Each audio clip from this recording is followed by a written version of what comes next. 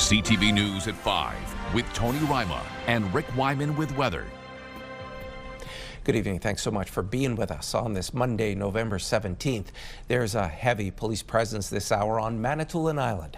Police are asking people to avoid the Bidwell Road and Pine Lake Road area in Asiganak Township. CTV is following this story and will have more details as they become available. One person is dead after a collision involving a pedestrian in Sault Ste. Marie. Saturday around 6:30 p.m., police were called to Dacey Road and Terry Fox Place, where a 91-year-old suffered life-threatening injuries. The pedestrian was taken to hospital where they died. Police say no charges have been laid. Well, we are just over half through the month of November, and there is certainly a chill in the air. Any precipitation on the way? For more details, let's bring in CTV's Amanda Hicks filling in for Rick Wyman. Thank you, Tony. Yes, it has been very cold out there, and we are getting, it's hard to believe that we're that much closer to the beginning of December, halfway through November already. Where is the time going? Your first look at weather is brought to you by CAA. You can become a member at getcaa.ca. So in terms of cold weather, we are going to see that sticking around for a little bit. We will have some sunshine here and there over the next couple days, but then by the time the weekend gets a little bit closer, we're going to see some mixed precipitation kind of moving through the region. I'll have more details on that a bit later on, but for now, Tony, back to you. Thanks for that, Amanda. 2 people were arrested Friday in North Bay on weapons charges. Police seized a semi-automatic handgun, a revolver-style BB gun, ammunition, and bear spray. Investigators say they also confiscated cash and a 2018 Nissan. Police say the 2 they saw accused making a suspected drug buy at a business on Lakeshore Drive. A 37-year-old West Nipissing man and a 29-year-old woman from Mississauga are now facing several charges. The Near North District School Board is in more hot water. The board postponed a presentation tomorrow to Parry Sound Council and hasn't rescheduled. As CTV's Eric Tashner tells us, members of the board were set to give an update on the delayed JK to grade 12 school. Parents waiting for clarity on the delayed Parry Sound school build will have to wait a little longer to hear the details. We've been giving them enough chances since 2011. This school is when the school projects began. Director of Education Craig Miles and Board Chairperson Ashley St. Pierre were set to provide an update on the new JK to grade 12 school build to Parry Sound Town Council.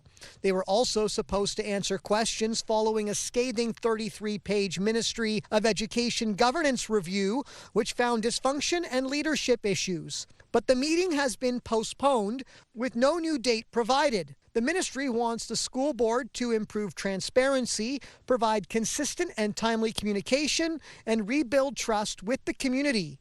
The board chair issued this statement. A date hasn't been confirmed yet, as our reorganizational meeting is Tuesday this week. We don't know who the chair and vice chair will be until then. Also, the Director of Education was/is unable to attend virtual and in person. An in-person meeting with the Parry Sound community, led by Miles, was one of 15 directives the Ministry of Education has laid out. The board had 10 days to hold that gathering and failed to meet the deadline. Education Minister Paul Calandra has threatened to intervene if the school board doesn't meet the recommendations. Parry Sound Council will now vote Tuesday night to request the Education Minister to address the situation. The mayor sent us this statement. I believe that the directives spell out exactly what the director was supposed to do.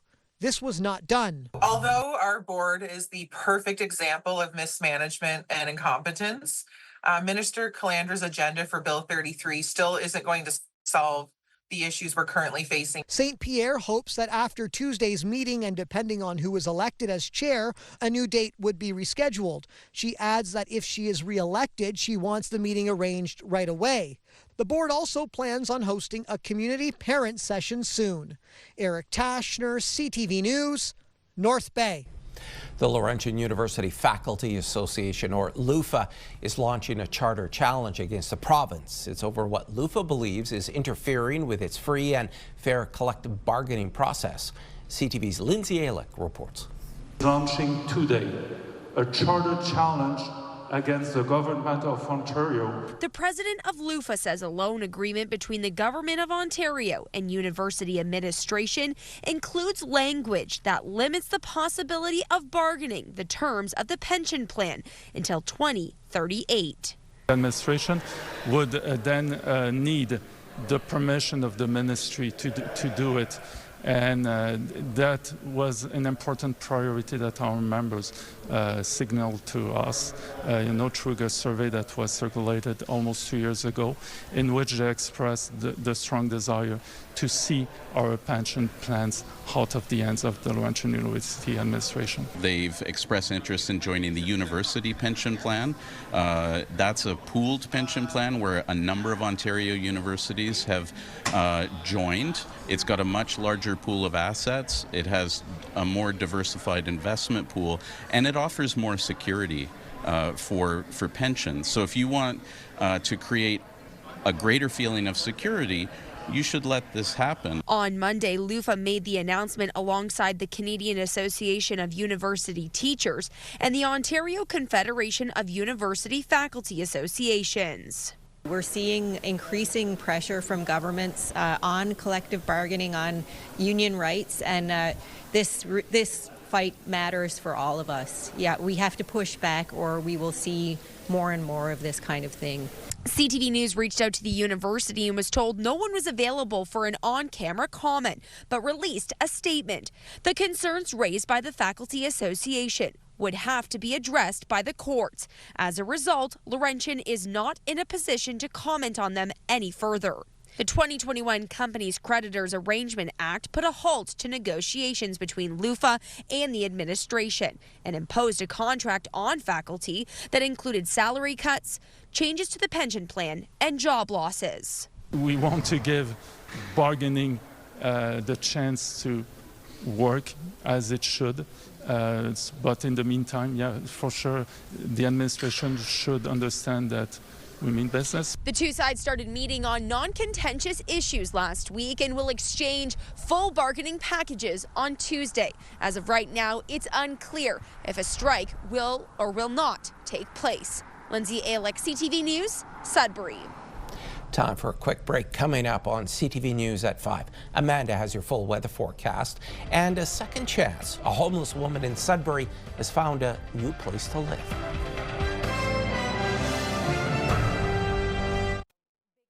When you see it happen, send it to CTV News. Text 10400 from your screen to ours. Text 10400. Welcome back from the break. Happy Monday, everyone. I hope everyone had a nice weekend. It was pretty chilly out there throughout the weekend, and today, we did see a little bit of sunshine here and there depending on where you are. The good news is the sunshine is going to stick around for the most part for the next few days, but then by the time the weekend gets a little bit closer, that's when we're going to see some more active weather. Otherwise, it's just going to be a few flurries here and there, but nothing major. You might want to, if you haven't gotten your winter tires on yet, though, you might want to do that by the time Thursday rolls around. 5-day forecast, starting with Sudbury, Nickel Belt. So we've got back-to-back sunshine for Tuesday and Wednesday. Between 0 to 2 degrees, a chance of sleet starting on Thursday, continuing on into Friday. Chance of sleet, though, is a little bit less than that, around 1 degree on Friday, and then a mix of sun and cloud by the time Saturday rolls around. For Sault Ste. Marie, Algoma, chance of flurries for tomorrow, high of 2 degrees, high of 1 on Wednesday, chance of flurries there, getting closer to the normal for this time of year. Some sunshine for Thursday. That looks like a pretty nice day, but then by the time Friday rolls around, as we've been talking about, getting closer to the weekend, some more ice snow mix on the way. For Timmins, Cochrane, Kapuskasing, chance of flurries for tomorrow, high of -2. 1 degree on Wednesday, mix of sun and cloud. Chance of sleet on Thursday, high of 2, and a chance of flurries on Friday, high of -3. For Timiskaming Shores, Kirkland Lake, mix of sun and cloud for Tuesday and Wednesday. By Thursday, chance of sleet, high of 3, and a chance of sleet on Friday, high of 1 degree. And finally for North Bay, West Nipissing, sunny skies for tomorrow, high of 0-1 on Wednesday, and a chance of sleet moving in by Thursday, high of 3-0 on Friday, chance of sleet, and then a mix of sun and cloud by Saturday. So Tony, we're going to see a little bit of sunshine for the next couple days, but then by the time the weekend rolls around, might see a bit of active weather. Sending it back to you. Thanks so much for that, Amanda. An update tonight on a 60-year-old Sudbury woman who's homeless and living outdoors in a collapsed tent in Energy Court. CTV's Alana Everson reports. Christine Robert, who has mental health issues and osteoarthritis in her back and hip, is now living in a rooming house. I don't have to freeze to go to the bathroom. I don't have to freeze to go in to get somewhere warm. We first told you her story earlier this month when she was living in a collapsed tent. She had been homeless since April after being evicted from Sudbury housing for not looking after her apartment, something she admits was her own fault. She says after this story aired, many people offered new tents and supports. I really appreciated it. Like, it came at a very, very helpful time and desperate time because I did not know where I was going to go or do. Outreach workers also helped her connect with the landlord of the rooming house, who also saw the story. Yes, very, very grateful. You don't know how much. She's a lifesaver. The Go Give Project confirms it helped Robert with support and transportation from Energy Court to the rooming house where she pays to stay. Robert says she has compassion and deep concerns for everyone living outdoors right now. I'm hoping and wishing and praying that something comes up of it, or even the city steps in and does something, because we're freezing out there. They're freezing. Alana Everson, CTV News, Sudbury. Email scam coming up on CTV News at 5. The Sudbury Wolves are warning fans of widespread phishing emails that are after their personal information.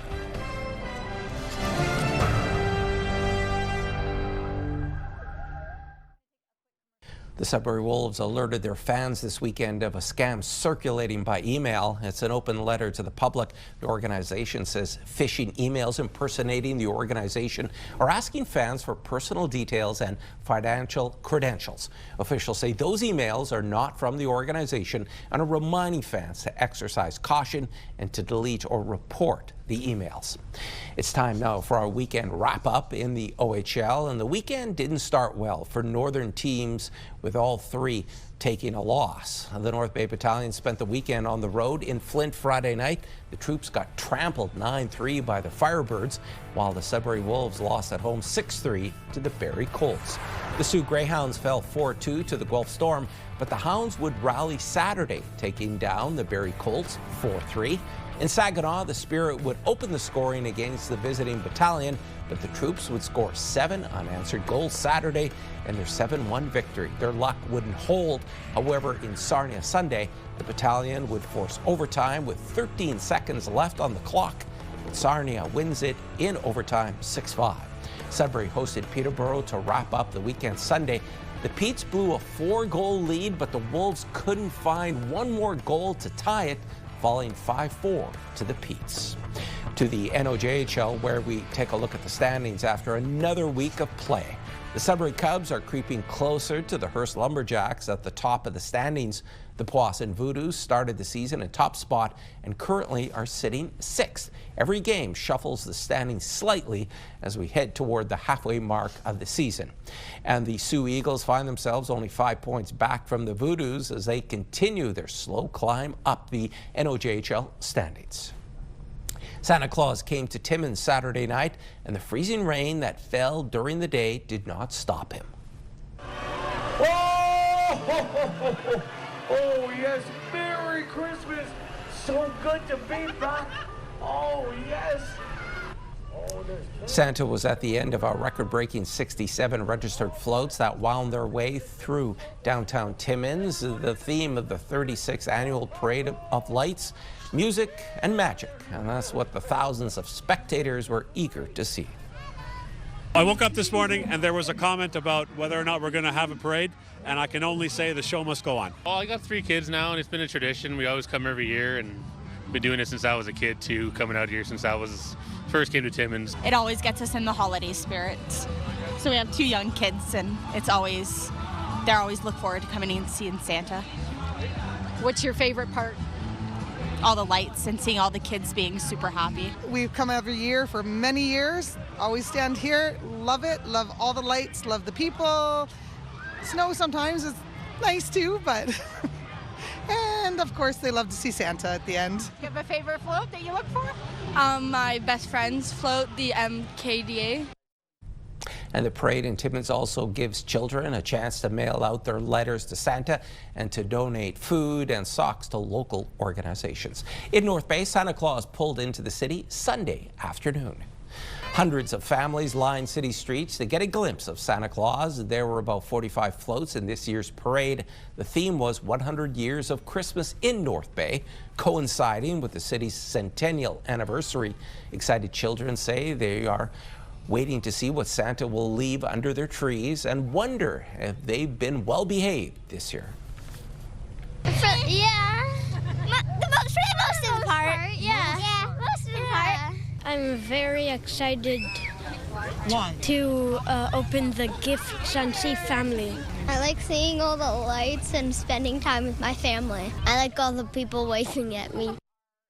Organizers are already looking ahead to theme ideas for next year.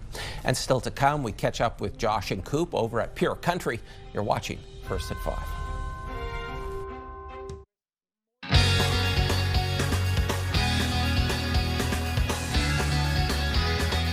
Well, it's turning into a truly busy week in country music. Coop, lots of stuff to cover this morning.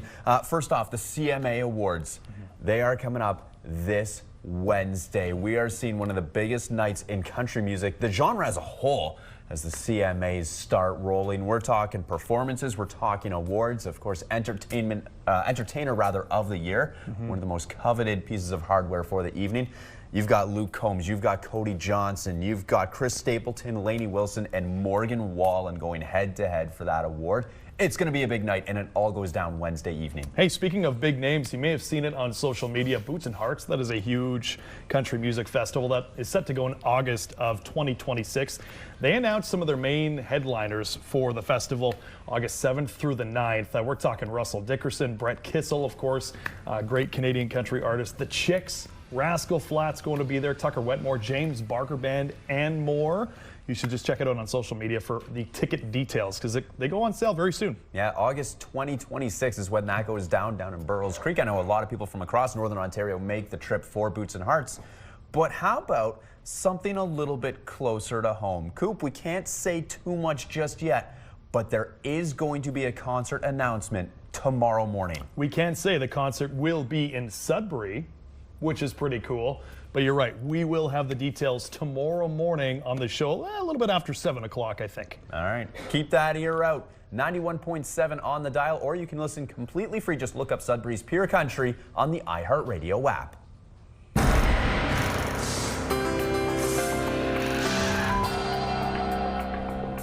Our first community close-up comes to us from Elliott Lake. Faith Lutheran Church in the city is hosting a craft and bake sale this weekend. It's happening Saturday, November 22nd from 10 a.m. until 2 p.m.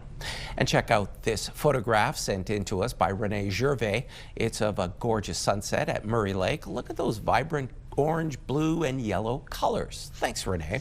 We're off to Sault Ste. Marie. Wendy Lynn Hill sent us this picture of a flowering cabbage in her neighborhood. She spotted it while out for a walk. Thanks for thinking of us, Wendy Lynn. If you have any pictures, videos, or events you'd like us to showcase, you can email them to us at communitycloseup@bellmedia.ca.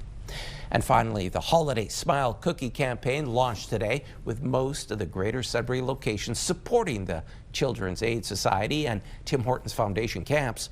CTV's Madison Merrier shows us the unique way the LaSalle location kicked off the week. Smiling faces filled the room as holiday smile cookies were iced in a friendly competition. I'm so focused here. Yeah. Smile Cookie is a wonderful program because you get to buy a cookie and support a wonderful charity that is local. The Children's Aid is our charity that's supported this year. 100%, 50% of the proceeds go to the Children's Aid and 50% go to our own Tim Hortons Children's Foundation. So 100% of the proceeds are donated. This is truly going to be able to help our families continue to thrive, and with the generosity of Sudbury and area, we're pretty excited to be part of this. The Holiday Smile Cookie campaign started today and it ends on November 23rd.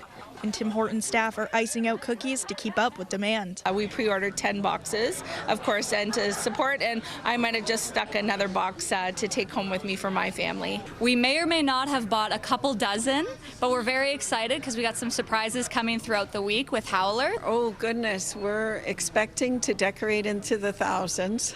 Yes, we started off with 1,000 this morning, and now they're quickly making more because we're going through them very quickly. Beyond the joy of opening a box with crooked faces, each purchase directly helps Sudbury community members, which is why many of the decorators at the kickoff showed up to support. We'd love if everybody could support local, and the fact that the Smile Cookie campaign this year is going directly to Children's Aid Society and of course the Tim Hortons Foundation is just perfect for Sudbury. Anything that's going to promote healthy, active youth in our community, anything that's going to support our youth. We know they're our future, and so that's why I'm here. The Tim Hortons Holiday Smile Cookie campaign began in 2023, and since then the campaign has brought in $20.5 million to help support local charities, community groups, and Tim Hortons Foundation camps. Madison Marier, CTV News, Sudbury. Every community has chosen a different local charity to support. The Timmins Stan Fowler Feeding Families, North Bay Food Bank, and Sioux Area Hospital Smile Zone Foundation are just a few organizations you can help support. And there's more news for the North coming up at 6. For now, continue watching as we hand things over to CTV National News.